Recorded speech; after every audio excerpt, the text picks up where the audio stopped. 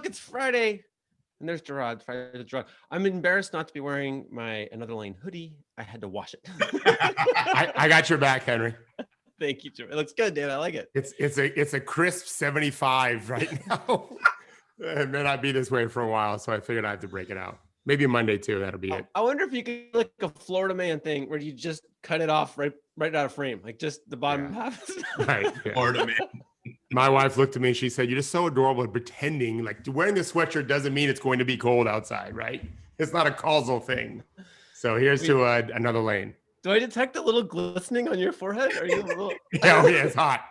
Unfortunately, I just have a tank top underneath this, so I can't even take it off because I won't go tank top on the show. Yeah. So let's just hurry this up, please. Thank you for that. Okay. Legal's got the where we are ready. 43 degrees and raining sideways, but you know. Yeah. All right, Jarod, you know what to do. I do know what to do. So election's coming, a couple days away, guys. Just some things happening in the fight for democracy. And a very famous television show on HBO just wrapped recently, and they had a funny line about democracy. Judy, go ahead and play the video. Have to choose someone. Why just us?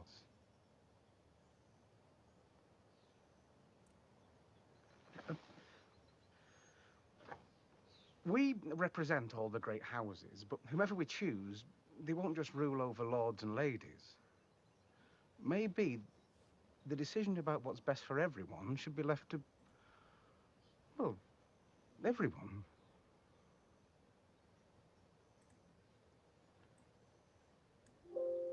Good stuff.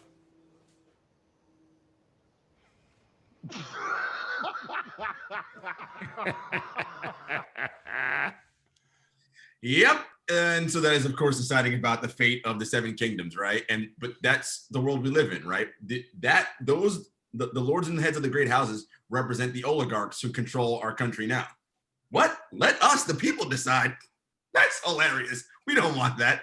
The five of us are the best people to keep things in charge, and clearly they are not, as we see the world literally burning around us. So even after this Tuesday, guys, this is the fight that we're in, right? It's continuing to hold these people accountable to make sure that the best is met for everyone involved. Game of Thrones, huh? Yeah. So our friend Baxter Holmes published something the other day on ESPN about owners and how they hide who they're supporting, a subject that our own Henry Abbott has written about and talked about a lot. And so I'm going to read a quick quote. Listen, an owner mused, "I'm so worried about Biden's regulations, so I'm funding as much as I can privately and confidentially to get Trump reelected. I know he's crazy." Let me say it again. This is a quote. "I know he's crazy, and I hope Democrats take the House and the Senate, but then Trump can block stuff and protect us on the taxes and regulation." And I'm going to speak more about this later, but I'd like to give my last 45 seconds to Henry, please. Thank you, David. So this is Citizens United, the Supreme Court decision coming to roost. Basically, people do these like on the record donation assessments. I'm like, that's a joke. That's not how the cool kids give money anymore, right? Like the amounts of money are way too big. Think of Oliver Bullock on the show, like Black Cash Networks, Moneyland, right? That's how like your Game of Thrones scene, right? Like everybody in that meeting knows about these networks now, right? That's how the money moves now, right? That's how the cool kids are doing it. If it ain't money laundering, it ain't cool. So I just think it's, like, unless we're addressing that, we're not doing anything that matters, right? And you can be selfish in that, but you can't also then make all the decisions for everybody, right? Like if you're representing yourself, then you don't get to be in charge. Okay, exactly. Rolling into the next one. Molly McHugh knows about things that I find absolutely terrifying, but she's a genius. She's been firsthand battling like disinformation on the front lines. She worked in Ukraine and Georgia and stuff. And she has all the right connections to talk about crazy, scary crap. Here's a story about how she expects after the election, Russian hackers will shut down our hospitals in a pandemic. That's one of the informed guesses she has about what's going to happen next. The conclusion of that, if you don't want to read that story, and I wouldn't blame you if you don't want to read it, is stay calm, right? Like there are people who work in hospitals. There are people who need their services. Like everybody can do their jobs, whatever the hackers are doing, unless we let them. Their goal is our panic, right? And it might not happen, but And it doesn't mean there aren't times to take big action or whatever, but I do think it's interesting that like the impact of, for instance, frustrating the computer systems of a hospital is dependent wholly on how we react emotionally. So this is our tool, right? Is okay, what do we need to do? Like, let's get on it. Okay, can we move that machine out and put this one in? Whatever the thing is, right? Here's Bilal today in here. He can tell us how it really works. But yeah, the one of the quotes there is we expect panic, but they don't have to get panic.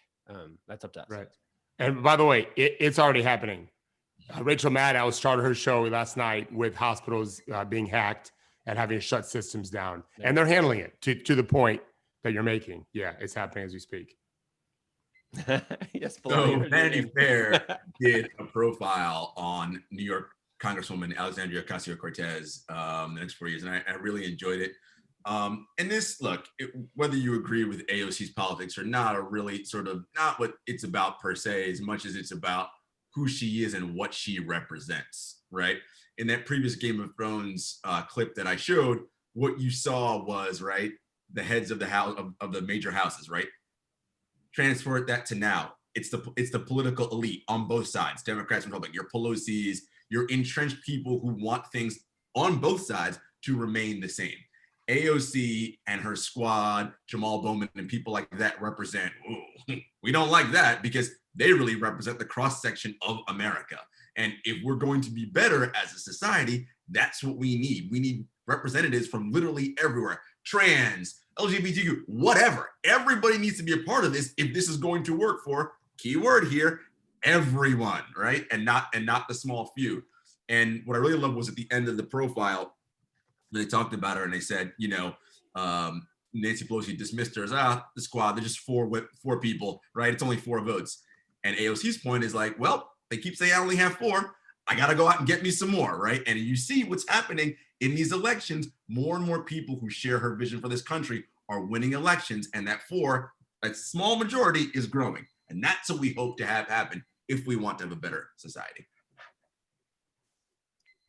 Okay, Judy, you can play quick little thing here. Oh God. Oh God. This is Donald Trump Jr. These people are truly morons. You know what I mean? And I like how they go after Scott Atlas because he's not an epidemiologist, but Sanjay Gupta now magically is. I mean, give me a break, Laura. The reality is this. If you look, I put it up on my Instagram a couple days ago because I went through the CDC data because I kept hearing about new infections. But I was like, well, why aren't they talking about deaths? Oh, because the number is almost nothing. Because we've gotten control of this thing. We understand how it works. They have the therapeutics to be able to deal with this. If you look at that, look at my Instagram. It's gone to almost nothing. These people. So yes, that's Donald Trump Jr. literally lying to anyone watching that the virus is down to, you heard, next to nothing. I think we lost over 1,000 people yesterday. And we know, even though therapies are getting better, hospitals are getting smarter how to deal with it, all those things are true. But if you keep adding more people to hospitals, even if the death rate goes down by percentage, you'll still start seeing an increase because more people are going to hospitals to begin with. And it reminds me, this is our, we're talking about cultural stuff like Game of Thrones. In, I think, Order of the Phoenix and the Harry Potter series, in the movies anyway, I didn't read the books, everyone's in denial that Voldemort's back. Meanwhile, people have seen Voldemort. They know it's true, but the people of the Ministry of Defense refuse to believe it. It's foreshadowing what we're seeing right now. Like, they're denying what's obvious right in front of our eyes. Okay, totally change the topic. One of the things about sports, which we all rely on for our jobs and such, is everyone's like, oh, it's live. It's live. That's why it's a valuable media product. People watch live. I'm realizing, like, I don't know that they do. I would like to know if they do. But are we assuming in the future that they will watch live? I'm a cycling fan, but not like a hardcore one. I'm not going to get up at whatever hour to watch the Vuelta a España, but I have it on my DVR. That means, so now if you look, these are just Judy's scrolling through just updates from the Vuelta. But so I followed a bunch of cyclists and stuff, but if I merely check Twitter, I am obliterating my ability to have mystery at who won the stage today, right? So, another thing I've noticed, I don't know if you guys noticed this, but like if you watch the NBA game on delay, it's very hard to turn on your TV. What's going on now, Judy? that wasn't there before. And scene. Wow. So when you go, if you turn on your TV, so let's say there have been times I fall asleep watching the West Coast game, right? 4 a.m, I'm like, ooh, this will be exciting. Let me go see what happened. I turn it on, and it's like before the first thing my TV is, it's on ESPN, and the ticker before I even get to the has told me who won. I didn't want to know, right? So my point is, if we're gearing up our media systems digital first for people who watch whenever they want to watch, which I think is how young people are going to watch, like either I have to unfollow everyone. Is that what you're telling me? Like it's just a tricky. We're not designed for that, but I think we might have to. There you go. So looks like the NBA is starting December 22nd, potentially. Rachel Nichols had tweeted this, a pull from a Bontemps story. And this is Malcolm Brogdon on the expectation of the season. I think there are two options, Brogdon said. We're either going to start MLK Day, which I think a lot of players lean towards, or we're going to start on the 22nd, Christmas time. But the huge difference is revenue. Revenue and trying to get the season back on track to start in September, October range. So I think calculations are being done on both sides on how much revenue will be lost for each potential date. And we'll have to come to some type of agreement and go from there. And I titled this in our doc, Cream, the acronym cash rules everything around me, right? Because the NBA is doing this because its TV partners are like, hey, dudes, if you want to continue to cash these large checks we send you, this is what we need. And we talk about this a lot on the show. And it's at the expense of course, the players, right? Because if you are the Lakers or the Heat, and we know LeBron James is one of the ones who's like, no, to December 22nd, I would have 70 days off before like a meaningful basketball game. And that doesn't count training camp, right? It's before a regular season game, which means I'm back way earlier than that. That's not enough time. And Henry and I have talked about this. And, people are like, oh, you guys, they get paid $1 million. Who cares? Keep playing. I really wish that the NBA would use this time to really think about how we can look at this differently. I know it's the TV contracts are locked in, but as we move forward, how can we redesign, revamp the whole process? Because as Henry pointed out with the viewership, people aren't even watching the games like that, not because it's not good, but it's just not what it used to be in 1995. That's just not how we watch sports or watch TV anymore. So I hope it uses an opportunity to think about, let's do this differently. Yeah, let's get back to that because he doesn't get paid $1 million. He gets paid almost $40 million, which actually is more to your point. He has a lot of value. It'd be nice to see him play. So speaking of Malcolm Brogdon, he, of course, his nickname, I believe, even starting in college was Mr. President because he one day should be president of the United States when I already would vote for him. Even if he's not 35, I'd vote for him right now. And then Udonis Haslem yesterday led a Biden rally down in Miami. And Chris Paul helped, I don't know, thousands maybe. This is the article I posted of Judy, walking to vote at a historically black college near where he went to college at Wake Forest. And we know what Jaylen Brown did this summer. And I mentioned Jaylen Brown because I think Udonis has been a very quiet behind the scenes force for players. He's just universally respected as an authentic man in many respects. Chris Paul, clearly LeBron James, these guys are absolutely leaders behind the scenes. Malcolm Brogdon has stepped in that role as he should. So who's next? Jaylen Brown's one of them. I don't know who else it'll be. But the NBA is in good hands with these men.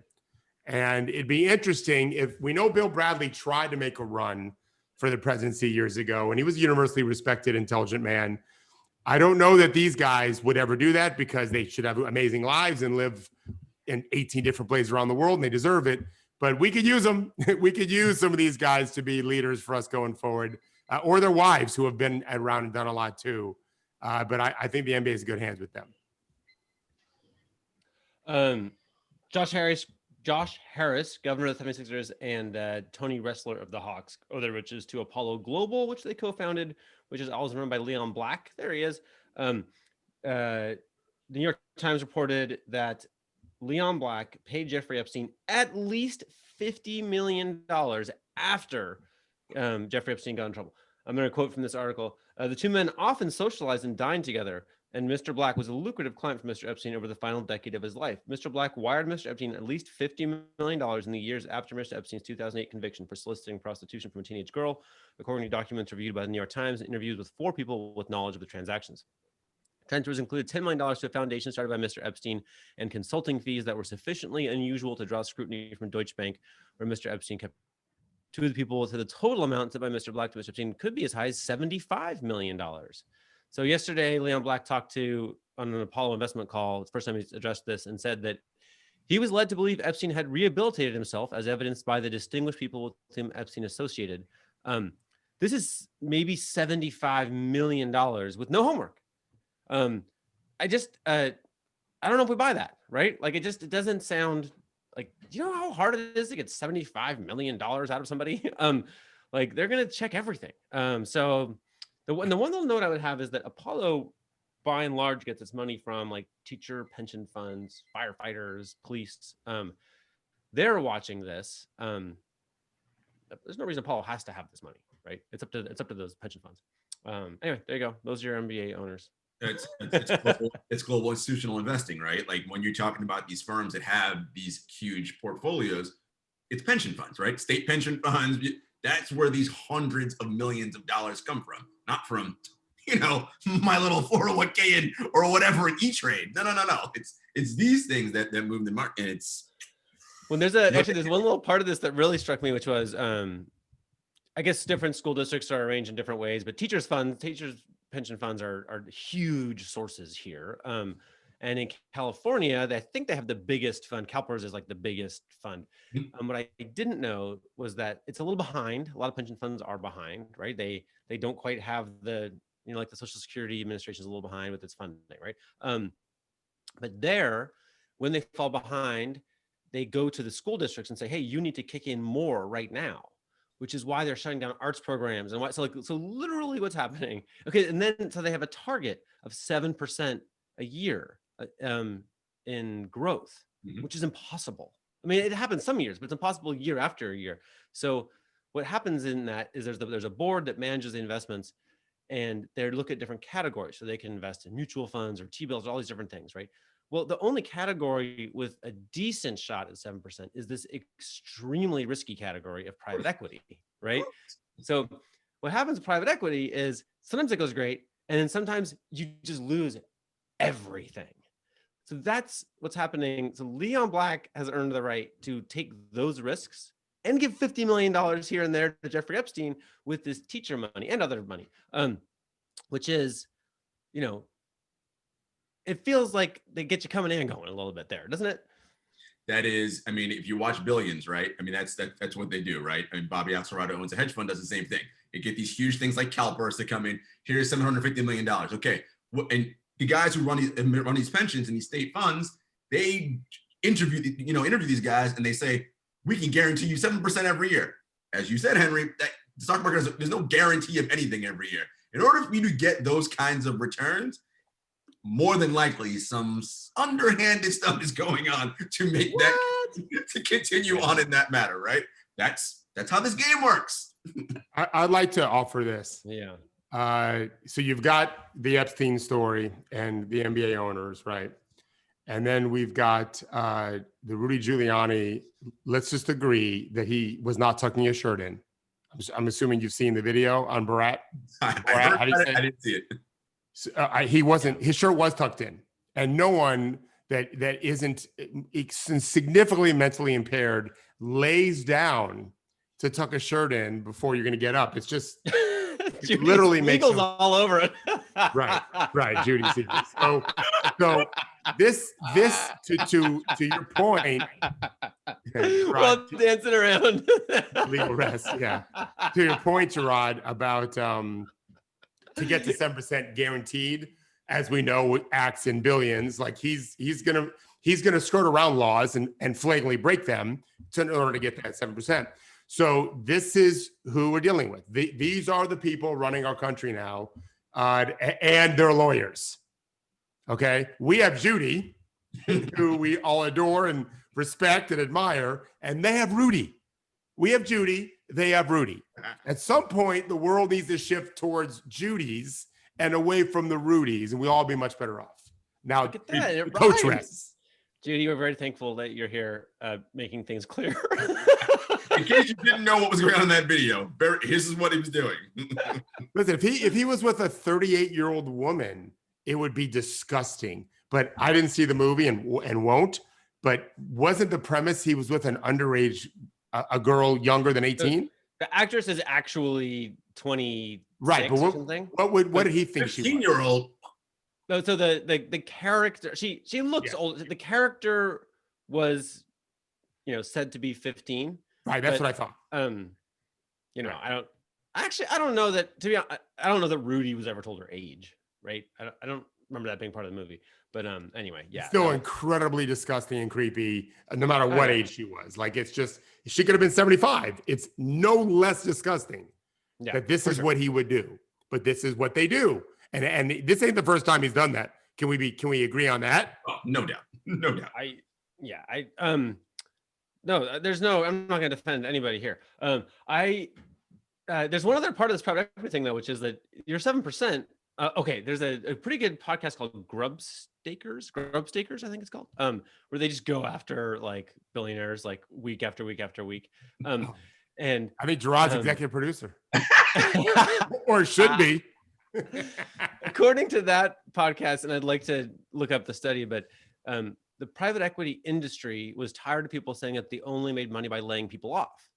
And so they commissioned a study saying that no, like they didn't just lay people off, right? They had other clever, they were, the story is that they take a distressed asset and then they use their superior management skills to like make it more profitable. But their superior management skills disproportionately seem to be just firing everybody, right?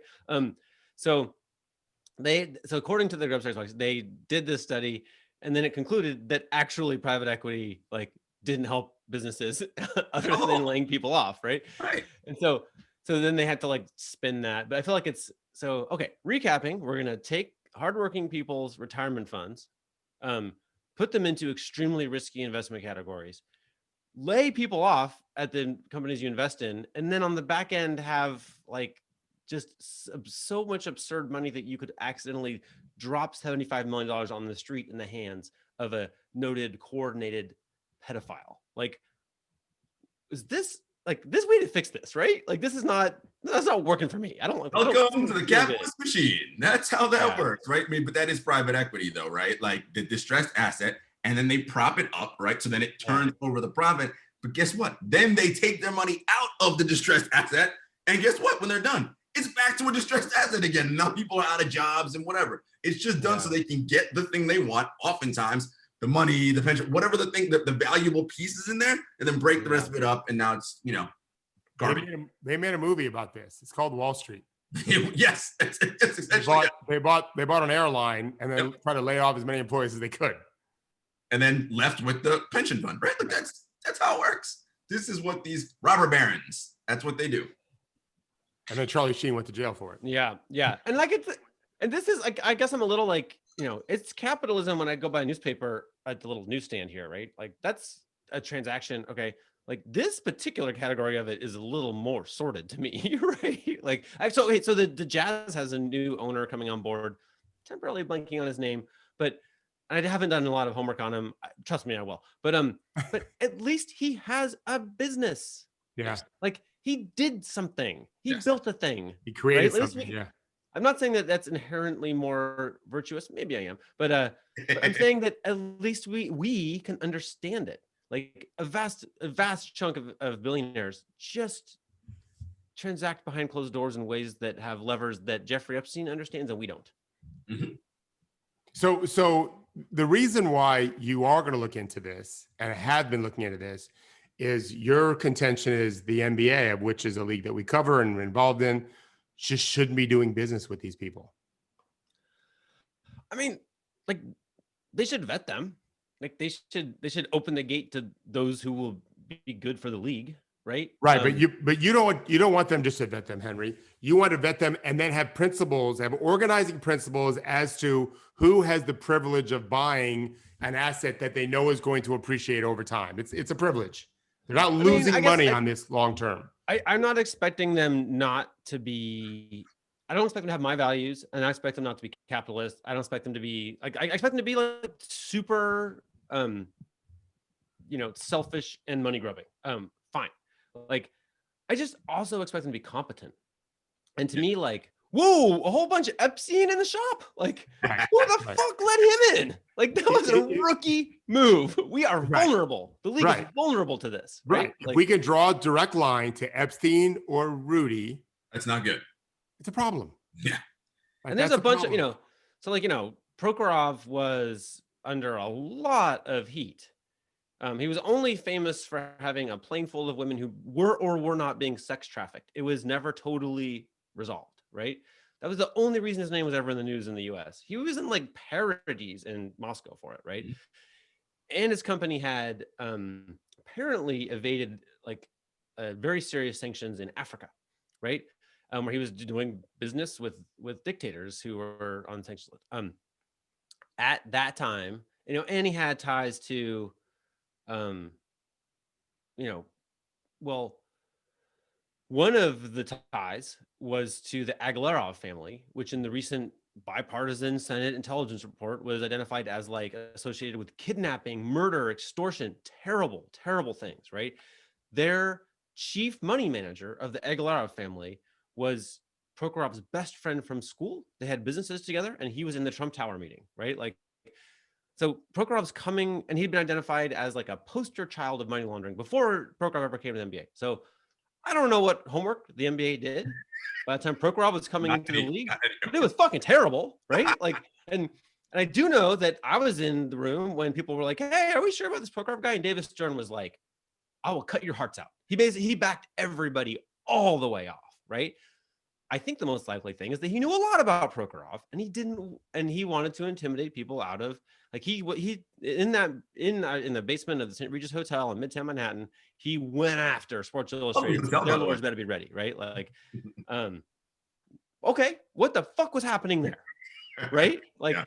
his mood was not, we'll see if Prokhorov can meet our standards and then let him in. His mood was, we need this money, Yeah. right? Everything else will move out of the way. And like that, you're gonna pay in media for that, right? Like, you're not gonna get the big media embrace for that approach. You can get the money, but you're not gonna get the big kiss, It seems on the surface, and I don't know about. So it's Ryan Smith who Qualtrics is his company. Yeah. He created Yes. cloud Jazz, computing something or other, and he bought the Jazz for 1.6 billion. So it's the Jazz and the arena, I believe. And I think just from it was like, how's the health of the league? Well, apparently good, right?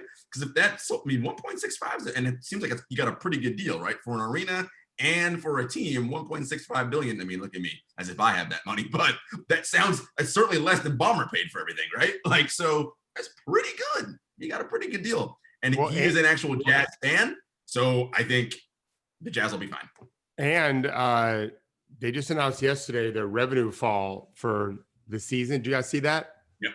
Was it just what would they lose? What's the percentage did they lose? I don't remember the Less I than wasn't aware there was gonna be a quiz. I'm sorry. less than 20%. What they lose? Less than 20% of their total revenue projection for the 1920 season. Might have been 10%. Did you guys? I forget the number. No, I don't remember the number. But my point is, it wasn't 100. Right. Wasn't 60. Right. I was astounded at how well it turned out, considering they didn't play for so long and only came back for 8 games.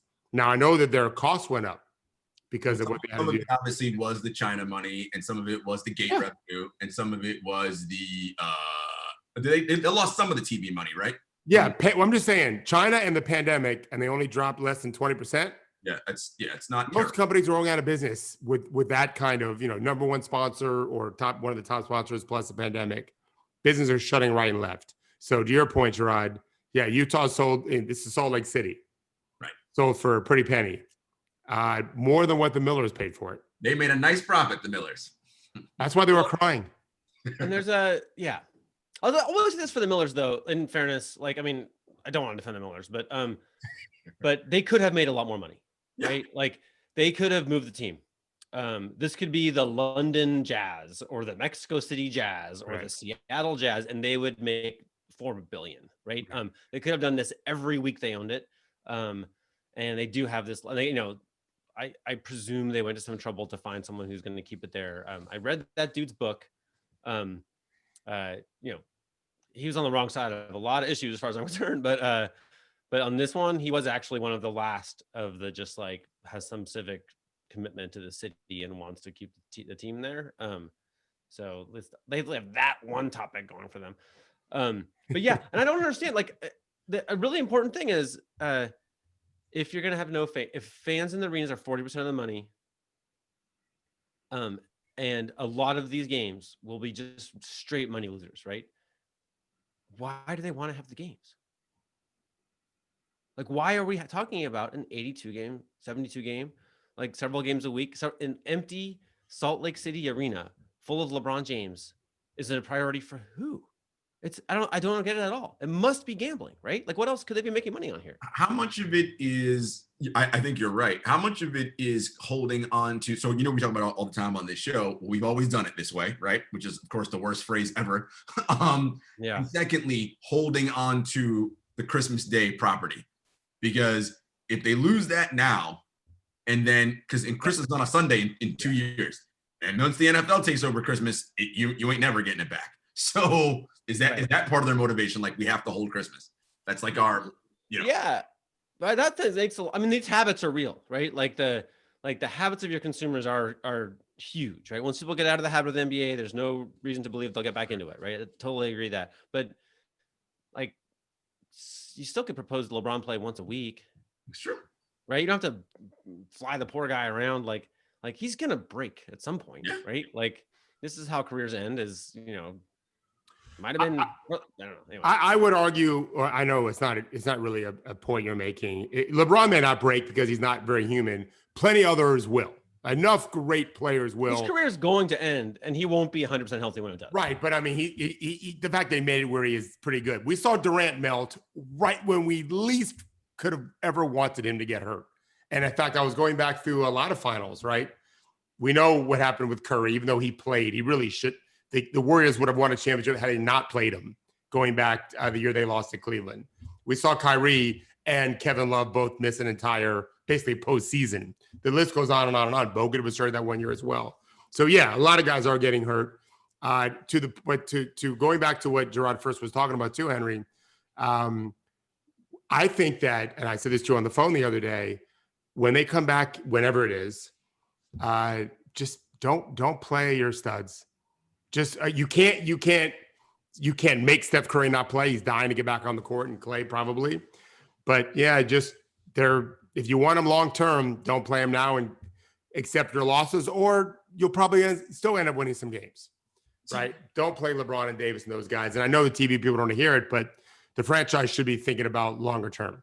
What I wonder from the money standpoint, Henry, and maybe because of the TV deals, can't you still do a Christmas Day start date, play the North throughout whatever season ends, like end of mid-March or whatever, but instead of 82, we do 65.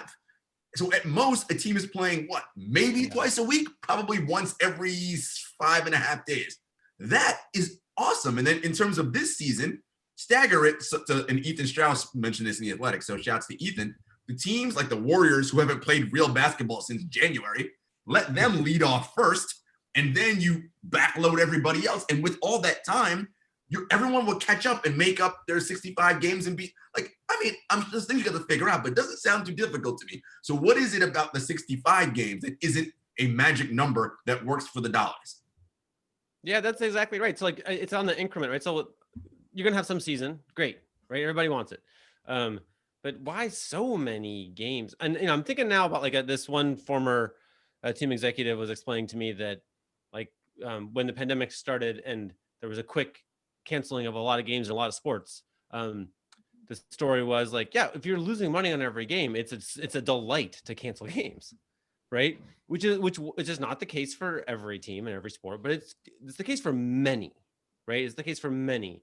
And I'm wondering why if that's true, if that's what happened, and it's totally believable, why are we fighting? Who is fighting for 82 over 65?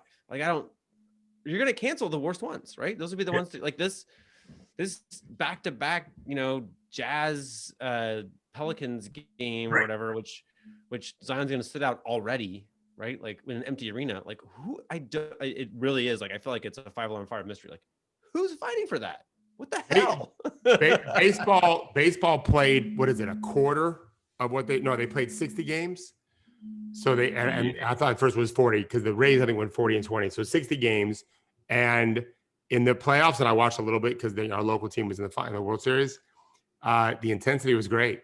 Yeah. Like they didn't play a whole bunch. And baseball, this is what Major League Baseball owners want because they are losing a lot of their game. They are losing money for the actual individual games. You just having an NBA season of what was the lockout season, Henry, when you were camping out all the time? How many games? I think about 65. 65. Like that, yeah. And that was enough. Perfect to me. Yeah. And again, because we know from the science, Henry, if you're only doing a max effort in the regular season, once every 5.5 days, you're going to get higher quality basketball, right? And guess what? Kawhi won't have to load manage because load manage is already the schedule. Yeah. So he can play Sunday and again on Saturday because he has 6 days off in between. And they can also, coach, and you'll love this, they can practice because there's time. Well, we don't know.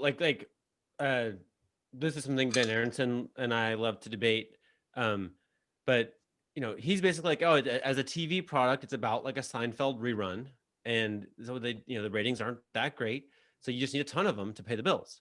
And I would argue, like, we don't know what the per game income could be if we had a season where half the stars weren't injured, right? Like if we had Steph and LeBron and KD and James Harden and Zion and everybody in uniform, we don't know how exciting it might be. Right now, I know that like there's this little NFL test. Try this little test. Tell somebody that you have NFL tickets. See if they can come on short notice. And like in my experience, people generally like, it's a big event. It's a rare ticket. Let's go. Right? Even if they only football.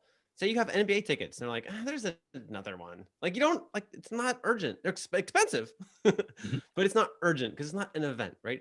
We don't know the cost of having too many games, right? There's just not scarcity. Like if I told you like you couldn't watch some Tuesday night game in the NBA, you'd be like, fine, it's fine. I'll watch tonight. Yeah. And this is to your point, this is the season that innovation should make the most sense of all because no matter what, it's a weird season, right? Or they're never going to do it. No, they're never going to do it. But this would be the 1 year to just say, let's throw some. I mean, they were innovative as hell with the bubble. This would be a perfect time because I like 72 games, not crammed in. Yeah. I also like resting players. I want to develop more players. I think we have so much talent and guys sit the bench all the time. But I am not arguing with you guys at all. This is the 1 year because we just got done playing for a lot of the better teams and players. Innovate like crazy. Just try it. And if it turns out that your top 50 players, the average number of games they were healthy for in terms of compared to what they would have played if they weren't healthy, if it's super high, that tells you something. And we'll see what the ratings are then. It's worthwhile to experiment. You almost like have no downside. If it turns out ratings go down because they're just not playing as many games, well, you learn your lesson, go back to where you were before. Right. At least try it. That's surprising to me that they're so conservative about it. And think about it too, right? 65 games, how much intensity the regular season matters now, right? You know how so many of the great teams over the last several years, when they race out to a 20-3 start, you go out to a 20-3 start in a 65 game season. It's like, whoa, like, I mean, that's it's such a different type of feel. And those divisional games mean so much, not that they don't now, but they mean way more now. And those tiebreakers, and it's just, they could do so many things. And I don't know. Well, there's Kevin Arnott wrote this amazing story years ago, which I'm going to butcher now. But basically, like, one of the baseline economic assessments of the league is that nothing makes money except like when LeBron and Steph play. Like everything else is sucking the money out of the LeBron and Steph national TV games. Like they're the only things that move the needle. Maybe this was a few years ago, so maybe the names on the list have been updated, but it's not 30 names. It's not 10 names. It's like 2, 3, 4 names. So this is the business, right? And at that time, Kevin's intel was basically like, Steph arrives in your arena in Milwaukee and has an incremental $1 million increase in like beverage sales and ticket sales and inside. So basically, Steph and LeBron go around and hand $1 million to local ownership, right? That's the issue with the schedule, right? Like, it's just that. Like, forget the giant billion-dollar TV deals. It's just this little tip, this little item on top. No one's willing to give up their Steph or LeBron game. Like, that's why every owner wants all these games. It's because they want those visits. All those Kawhi games, nothing. And on, right? It's just these two guys. That time it was Kobe too.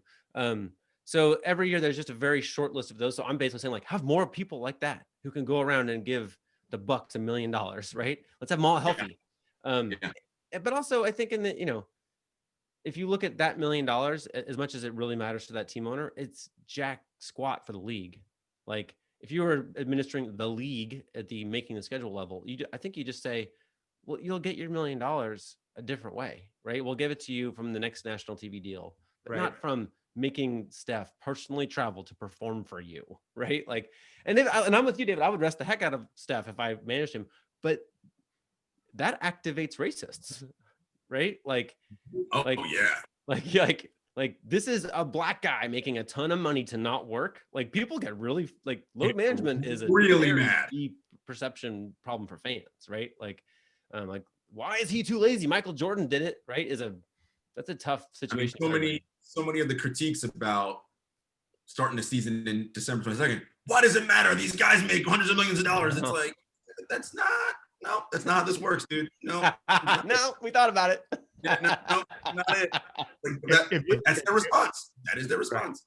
If you've ever seen Searching for Bobby Fischer, maybe I've said this once before, but it's a true story. I've read the book, and the dad is trying to describe to his young son, Josh, his third grade teacher, whatever. He says he's better at this playing chess than you are at anything. Yeah. Then he says he's better at playing chess than I've ever been or ever will be at anything in my life. That's where the conversation always has to start. For me, as someone who gets a chance to coach these guys, they're better at this than anything I'll ever do ever. Yeah. Right. And so that's why they get paid all the money. Everyone, if you're the best plumber in the world, you're likely going to have a really great plumbing business, and you're going to make more money doing that than anyone's ever going to make ever. This is what happens when you're the best at something, right? The best heart doctors have really nice offices. People keep recommending them. Yeah, this is where we have to begin. And there's no question racism is a part of their anger. It would be smart for the league to protect the players against that. Yeah. Right? Like, if the league says, hey guys, I know you want to go really hard, and I know you're going to play every game, but like, it's not safe. We're going to have you go once a week. Then amazing, right? But instead, then no one would ever say the players are lazy, right? But if they say, no, we want you to go 82 and we're going to fine you if you don't have a great reason for sitting, then you're communicating that you think they're being a little lazy. That is the message that the union's giving. And Coach, you were so right. That is where I begin all these conversations. Like, and I don't, again, like, we know because it's read Tom Cruise. What's going on? Randy, what the hell is going on? It's hilarious because we followed the NBA and we know this. Like, I don't think the average person really grasps how good you have to be at basketball to play in the NBA. I'm not even saying be a star. I'm saying play. Okay. And then forget about being a regular starter level player. That's a whole another gap. And now we're talking about Stephen Curry, LeBron James, and what? Like, that's literally the elite of the elite. Like, but like, people can't make that grasp because in their brain, well, I play basketball. And it's like, no, you throw a round ball into a hoop. That's not. No, rarely. Right. Rarely do you play, and do you rarely throw into a hoop compared to these guys. All right, let's be clear. It just makes me think, like, great, you run a team. You can have the team where you just like fire LeBron wherever you're proposing here. Like, great, I'd love to compete against you if that's your approach. LeBron's fired. Great, genius. Like, there's always been talk, and there always will be talk, I'm sure, but it's always so much tougher back then. But I don't remember in the 80s, I was coaching then too, people saying how much tougher the players were in the 60s. Right. They're saying that now. And a friend of mine actually is a great basketball coach, mostly retired now, but he's a great high school coach for a long time. and he posted something today on Facebook, and it just had a bunch of really violent fights from the 80s over the course of seasons. And I know because I followed the game back then. It wasn't just 1 year. And I just threw in a post from fights this year. And not just fights, flagrant fouls. Mostly starring Dwight Howard, I should say. Killing everybody, that guy. Yeah. But there is the game is crazy violent still. I'm glad they're not taking as many fights as they used to. They're more professional now. Like they understand the business aspect of that and where it hurts. But you can't be soft and play in this league and last long. They act as if because of the money and because of the color of the skin of a lot of the players that they're somehow softer and not deserving of this money. But try playing basketball with any of these guys. Yeah, good luck. Yeah, If other people were better at it, then they would be getting jobs. Right. That's the whole point. yeah. Yeah. Rich white people are making money on it. Why shouldn't the actual employees make the money too? They wouldn't. That they are the product. It's if you're selling widgets, okay. The salesmen people are very important, but the widgets are too. Right? There is no basketball that makes any money unless you're good at it, and so people want to watch it. Right? They are the product. We can never forget that. Correct. Yeah. I want to, Henry. We got to talk about the Avengers assembling in Brooklyn. Like, what is happening going on down there? What is happening? I missed it. So D'Antoni and Emeka Udoka are now assistant coaches on the staff with Amari Stoudemire. Like, I don't know what's happening in Brooklyn right now. I don't know, but I think I like it. Everybody's showing about up. it. Yeah. It's gonna be fun as hell. Yeah. Who's in charge of the offense and defense? Yes. Well, I know D'Antoni ain't in charge of defense. I know that. So who is? There are other staffers though, right? They've named other staff members too. Jock Vaughn's there. He gets to Right. There are so many voices and let's not forget Kyrie and KD, right? It's like, what the fuck is happening here? So that's about 9 head coaches, right? Yes, about 9. Yeah. They're 9 head Because Kyrie and KD have announced that they were head coaches now too. Right. So it's like, Steve Nash, Mike D'Antoni, Udoka is definitely head coaching material. yes. For sure. Jock Vaughn was recently the head coach. When and did well. When Brooklyn first did their deal with the Celtics, Henry and I were talking on the phone, and he was very boldly saying this is going to be a disaster. Whoops. In Brooklyn. Yeah. And I think there was a little bit of trepidation that I might disagree with him on the court. And when I said, "Oh, for sure," Henry just was emboldened. Nothing's changed. Like I just see disaster there. I love Brooklyn. I actually like the city. I like the franchise. I want them to be great. I think it'd be great for the NBA to have an incredible, thriving Brooklyn Nets franchise, and maybe even get the Knicks to do the same. How great would that be to have like the LA teams? It'd be amazing. I don't see that. I like D'Antoni. I like Udoka. I like Jacques Vaughn. I like Steve Nash. Not all on the same team. I like Amari. If they can somehow figure out, I mean, just imagine the basketball, right, Coach? A offensive team with D'Antoni, Nash, thinking about, what we could do with KD, Kyrie, Joe Harris. That could be fantastic, like offensively, potentially, right? It could be. Yep. You're right.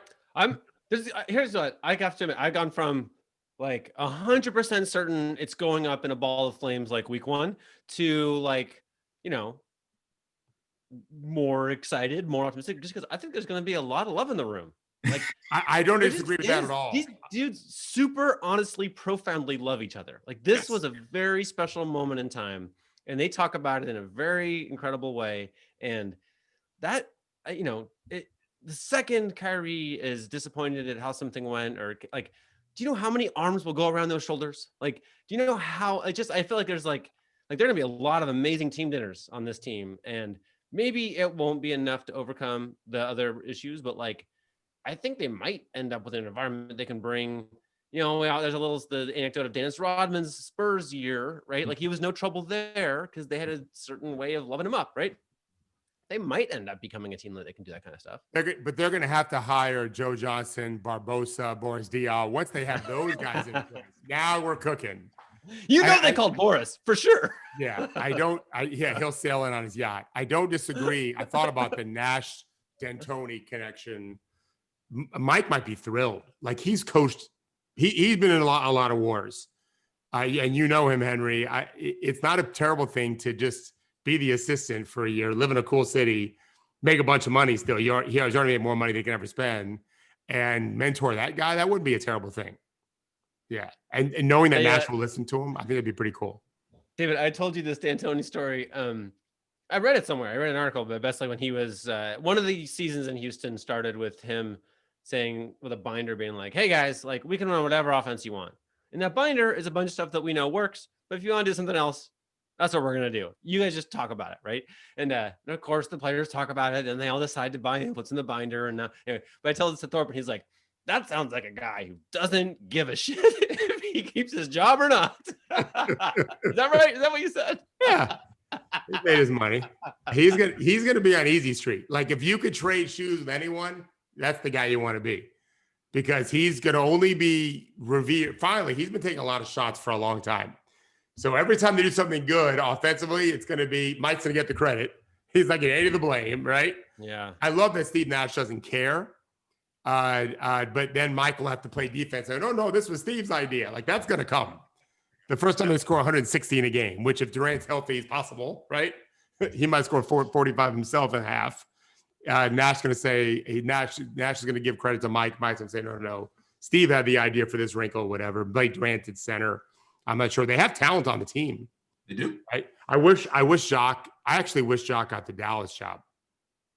Yeah, I do like that they hired an assistant that had been there forever.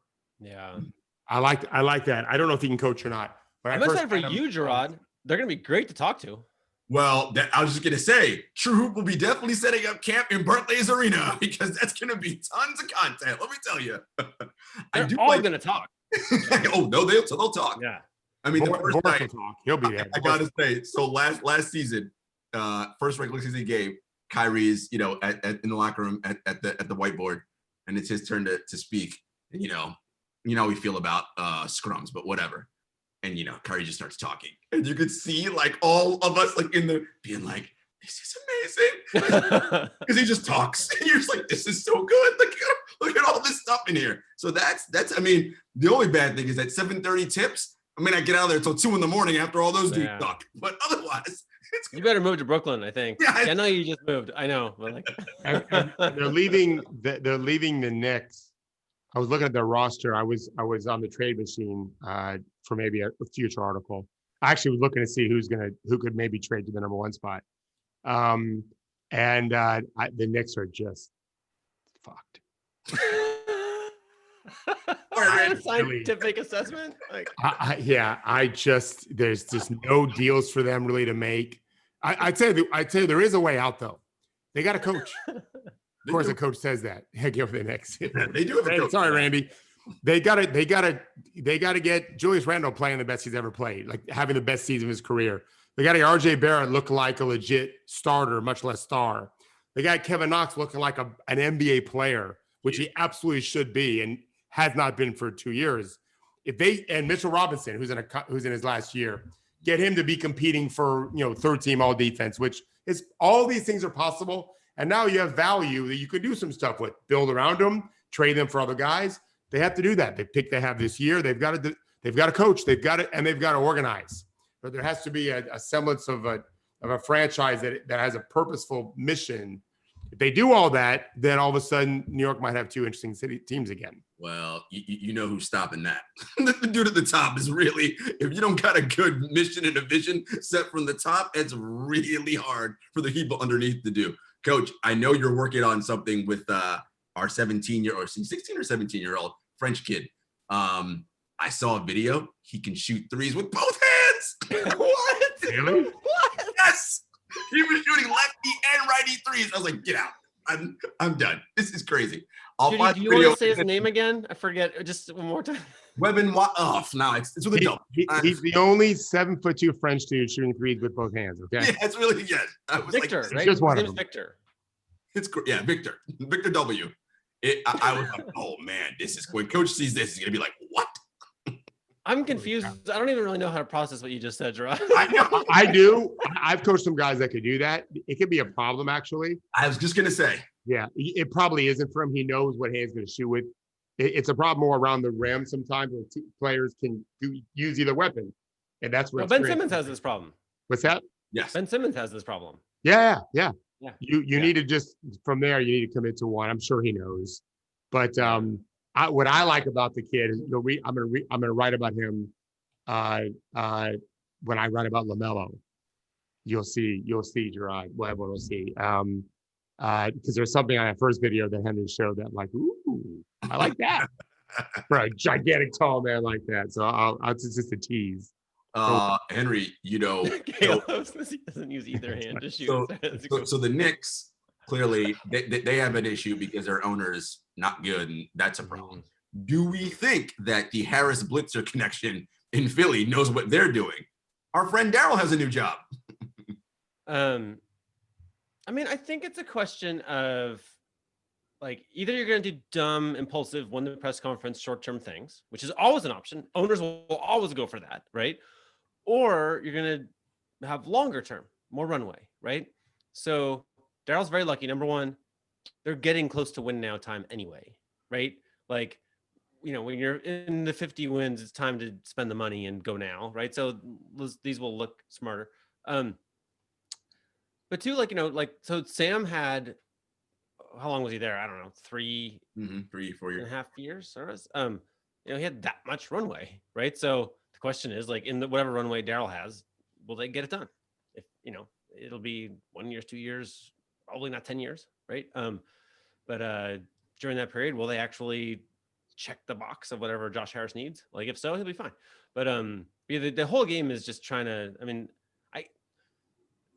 James Dolan, they've had a million smart people through there, right? They've had a million talented prospects. They've had a million talented coaches. They've had a million talented GMs and advisors and assistants. And, like, whatever plans they've had, they've just short circuited. They just, like, oh, we carved out a little sliver of cap space. Let me just spend it all. like, so the question is, like, at what point, you know, like, if they can build the thing where you turn a player who's like a 4 into a 6 and a 6 into an 8 and an 8 into a 10, then you will get free agents, right? But first you have to do that thing, which takes a long time. So, you know, like, will Thibodeau be there doing this in 3 years? I don't know. What do you think? You know, what I wonder is, exactly to your point, are they going to give Daryl the runway, as you said, to do what he wants to do, right? Which is okay. And Daryl's, I mean, everyone's like analytics revolution, which of course that's a big part of him. But Daryl also hunts stars, right? Like James Harden, Chris Paul, because he said numerous times, there's only 6 of these guys that exist. If you can get them, get them. Well, he has 2, right? Like, I mean, they're not quite like alpha, but they're right. They're really, really, really talented. Right. They're right there. So if he can, you know, and if his vision for what works, and they got to move certain things, right? That Horford deal is probably going to be easier to move than Harris, is what I'm thinking. So if they can move certain things in to make that roster work better, because space is their issue right now, right? You've got so many non-shooters around a 7'2" dude. If you can get more space and Daryl can figure out how to do it, hey, maybe we're good, you know? But again, will the owner not get impatient and go, Daryl, you said we'd be whatever, and we lost in the second round again. And then, you know, he's on the hot seat in a year. That's the question. I hope so, because I think Daryl because I think working with Elton will be good, because, you know, Elton's like a basketball guy, right? And Daryl's a numbers guy. So I think if the two of them can collaborate, I think you could do some good things, but we shall see. Well, I think I'll throw one thing out, and that would be, if I was running the team, and I'm probably going to talk to Daryl about this, I would trade Embiid and I would make Ben Simmons into Bam Adebayo. Mm-hmm. And I would play that way, because he's a 5. The It's way hard he's to playing, he's a playmaking 5. He can defend any position on the court better than Bam, probably, really. And he won't shoot, and that way you relieve him of that stress and just be a center. Yeah, that's what I would do. I'm gonna think so. The value thing is that, you know, superstars are worth more than max contracts. So, like, rookies and superstars are the Right. value plays. It seems to me it would be very hard for Daryl to trade away Simmons or Embiid. It'll be 'Cause hard. they're both super value, right? Everybody else can go, but like those two are, I don't know. I could be wrong. Maybe one of them's gone already, but anyway, there you go. Legals sending me private messages. We gotta go. Thank you, Judy. Enjoy Thank the you, weekend, thank you, everyone. David. Don't panic. No panicking. Don't